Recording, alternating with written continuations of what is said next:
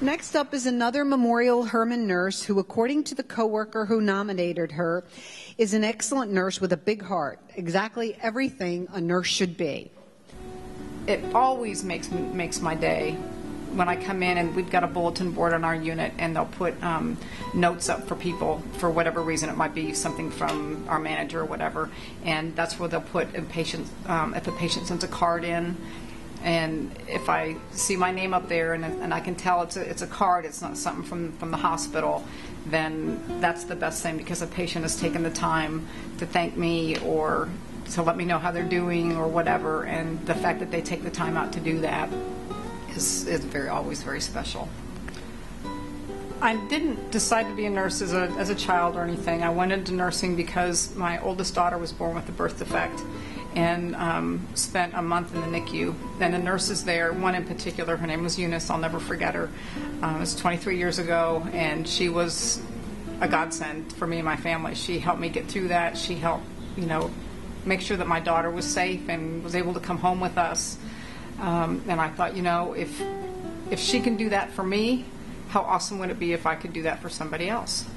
Al Petrie works in labor and delivery at Memorial Hermann Katy Hospital, and this story is a great testament to the outstanding care provided.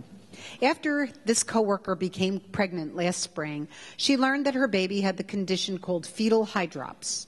The prognosis for the baby's survival was dim, but the mother wanted to honor her religious beliefs and follow through with the pregnancy. She saw a neonatologist every week to monitor her and the baby's health. As the baby's condition progressed, the mother developed maternal hydrops, and her body began to imitate the baby's condition. Told that every day she kept the baby, she was risking her own life, she faced the decision of ending the pregnancy early by induction of labor. She felt that if she went through with the procedure, she was letting her unborn child down. But if she didn't end the pregnancy and the worst happened, she would be letting her other 2 children down.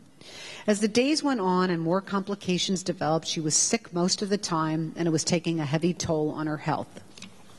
Finally, she felt she no longer had a choice and scheduled the induced labor. When the patient arrived, Al Petrie introduced herself as the grievance nurse and explained what would take place. Al came in and checked on the patient regularly up until the procedure. The last time she did so, she kneeled alongside the bed and asked if the mom was okay. The patient began to cry and share her feelings of guilt for not continuing the pregnancy. She remembers Al grabbing her hand and telling her that none of what was happening was her fault, and that nothing she had done or not done would have changed the outcome. Al's compassion, her own tears, and her reminder that the baby would be going to a place where she would not suffer brought much consolation to this patient. Days later, Al brought her a memory box in which she had placed the baby's cemented footprint plaque, a small Bible with her footprints in it, and her bracelets. The patient says, "Now I always have those items to hold when I start to think back on my baby girl." About a week after going home, the mother received a package in the mail from Al, a devotional CD titled "Grieving the Loss of a Child," which helped her express her emotions and grieve properly rather than hold everything in and sink into a depression. Mrs. Petrie's sincerity and compassion for her job really touched my heart at a time when it was truly broken, she says. As we all take a moment to dry our eyes, let's applaud Al Petrie, a 2010 exemplary nurse.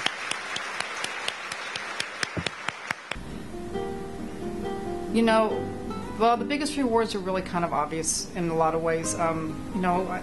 I get to help bring life into the world, and that's an amazing thing. But even my work with the bereavement program has a lot of rewards, even though it's a sad time. I get a lot of personal reward from it because it's a very personal time for people, and I'm allowed to be brought into that with them and to share that with them and hopefully help them to go through their mourning process and their grieving process. And give them some memories that they can take with them and have forever of their little one that has passed. And so, for me, that's very, very rewarding. And some people, you can't keep in touch with everyone. And so, the fact that they take the time to keep in touch with you must mean that I must have done something to stand out for them. So, that's special.